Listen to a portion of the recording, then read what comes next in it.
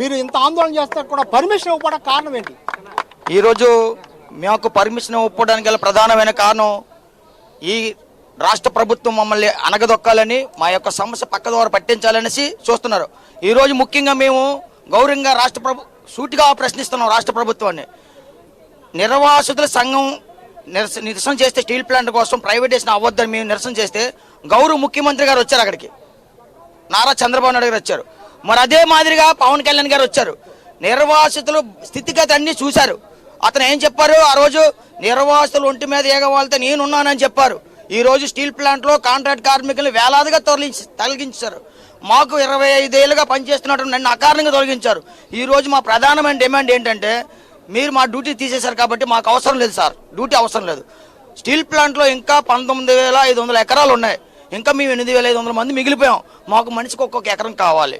మీరు అలా ఇవ్వలేదా? మీ చేత కాదా? మాకు నెలకి జీవనభృతి కింద 25,000 ఇవ్వండి. ఈరోజు ఇప్పుడు రాష్ట్ర ప్రభుత్వం సూటిగా ప్రశ్నిస్తున్నాం.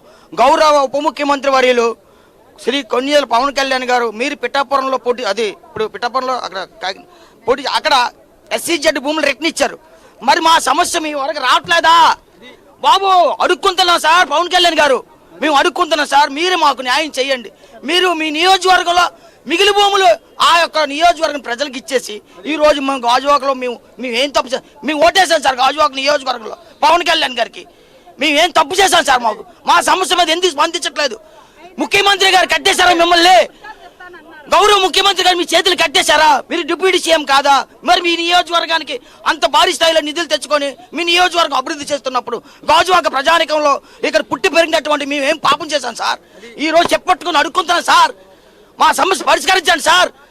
నాకు మా తాతగారికి ఉద్యోగం లేదు, మా నాన్నగారికి ఉద్యోగం లేదు, నాకు లేదు. నా కొడుకు ఇప్పుడు 20 సంవత్సరాలు వచ్చాయి. నేను ఎలా బ్రతకాలి చెప్పండి సార్. మీరైనా మా సమస్య స్పందించరా? మేము ఓట్లేదు సార్. ఇక్కడ గౌరవ ఎమ్మెల్యే గారికి 97,000 మెజార్టీ ఇచ్చాం. ఈ కోటి ప్రభుత్వానికి నేను ఒక జనసేన పార్టీలో తిరిగితే నన్ను సస్పెండ్ చేశారు.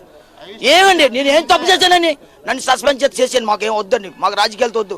మాకు ఆగ్రహిస్తుంది సార్, మాకు దుఃఖం వస్తుంది. ఎవరు చెప్పుకోవాలి మా బాధ? పోలీసులు ఒక పక్క నిర్బంధిస్తున్నారు, బయటకు వస్తే కేసులు పెడితే ఏ ఇండస్ట్రీలో మాకు పనులు ఇవ్వట్లేదు. మేము బతకాలా చంపాలా?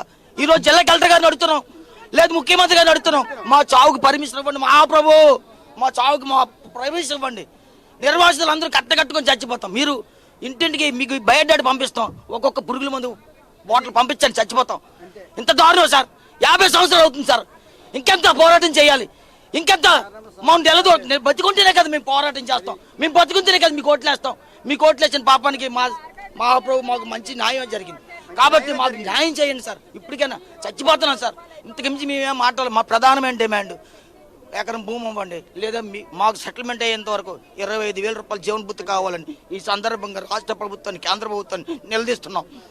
ఇది ఉద్యోగం పోయినటువంటి ఒక కార్మికుడి ఆవేదన ఇది.